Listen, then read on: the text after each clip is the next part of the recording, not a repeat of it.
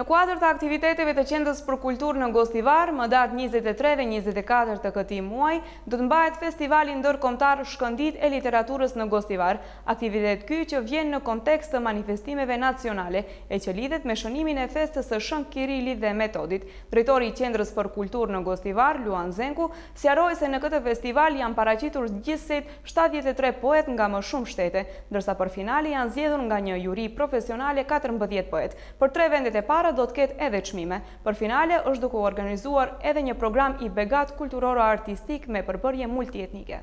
Ky manifestim është i parashikuar të mbahet apo të realizohet në 2 ditë, me datë 23 në orën 20 në amfiteatrin e qytetit, po që se premton koha normalisht, dhe me datë 24 në orën 12 në hapësirat e Qendrës për Kulturë. Me thënë, kanë konkuruar të gjitha shtetet ballkanike, dhe do përkujdesemi ne si Qendër për Kulturë, jo vetëm të promovojmë vlerat e huaja në komunën tonë, por në programi artistik do promovojmë vlerat tona të cilët ne i kemi përballë mysafirëve. Do me thënë do kemi këngë, recitime edhe në gjuhën shqipe, edhe në gjuhën turke, dhe manifestimi është Shën Kirili dhe Metodi.